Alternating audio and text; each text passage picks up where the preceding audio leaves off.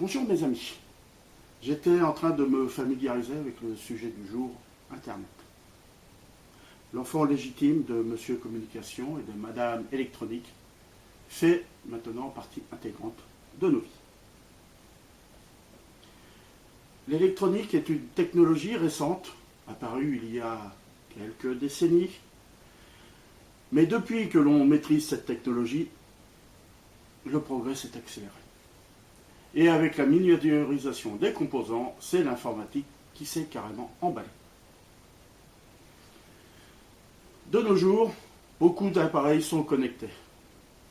Voitures, télé, console de jeu, montres, cafetière, grille-pain, tournevis, fourchette, peluche, tablette de chocolat.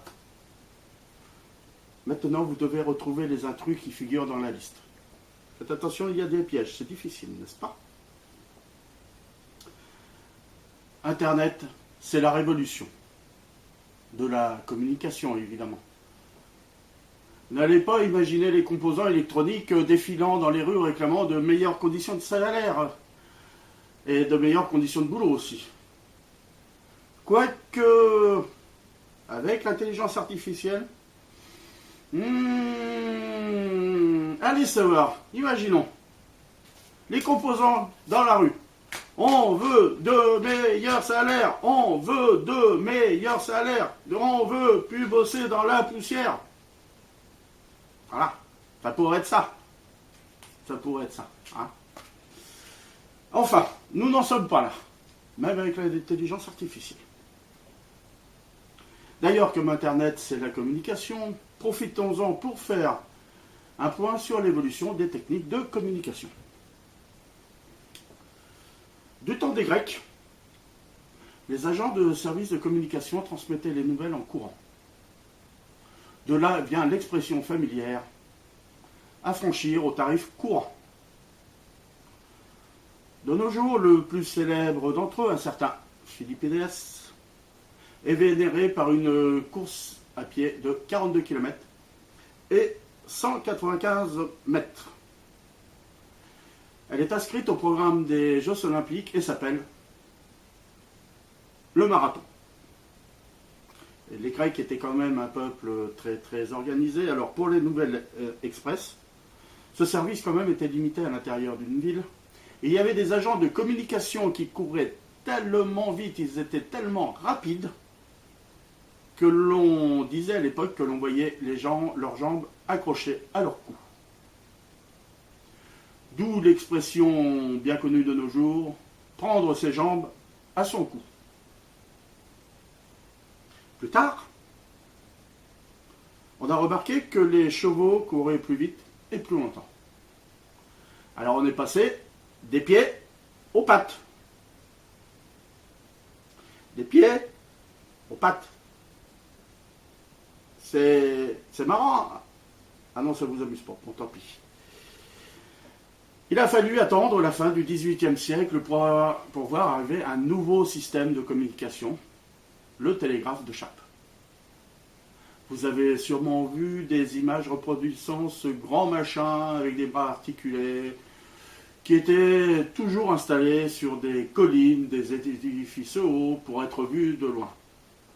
Rappelez-vous, ce machin faisait par exemple comme ça, voilà, et puis comme c'était plus grand que mes bras quand même, alors comme c'était vu de loin, il y avait un alphabet et puis on pouvait communiquer rapidement comme ça. À l'époque, c'était pratique. Toutefois, pendant ce temps, en Afrique, les Africains ont développé un autre système de communication, le tam-tam. J'ai pas appris, donc j'ai fait n'importe quoi. Alors tam-tam, c'est le nom de l'inventeur.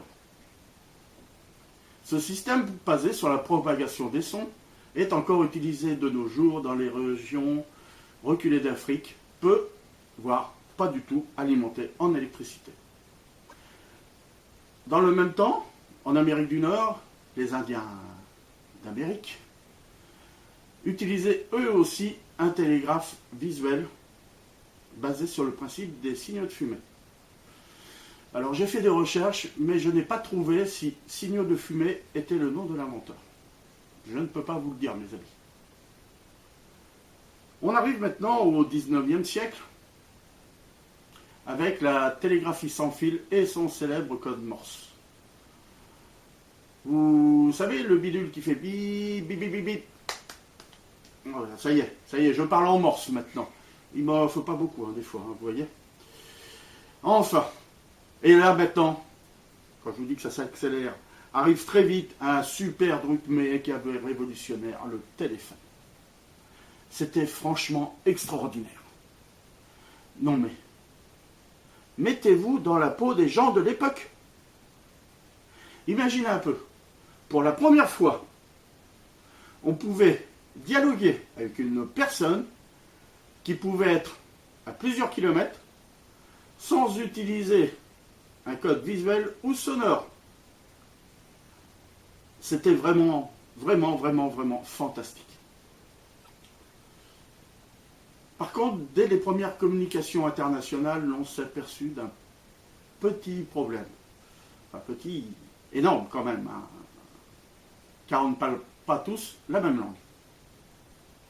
Alors on réfléchit un peu et finalement, pour y remédier, on décida que l'inventeur du téléphone était écossais. Donc pour lui rendre hommage, on dit que l'anglais fut choisi comme langue internationale.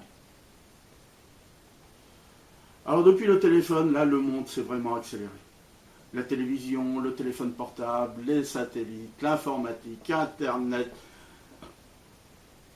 Oui, c'est vrai que c'était le sujet du jour, Internet d'ailleurs. Quel avenir pour Internet? En fait, je pense qu'il serait bien utile qu'au Parti pour revenir, on mette en place une commission d'études et nous verrons si un de ces jours nous vous ferons part de ces conclusions. Mais ce que je puis vous affirmer dès maintenant, pour continuer à bien communiquer, votez Daniel Président, candidat du Parti pour vous revenir. Daniel Président, Daniel Président, Daniel Président.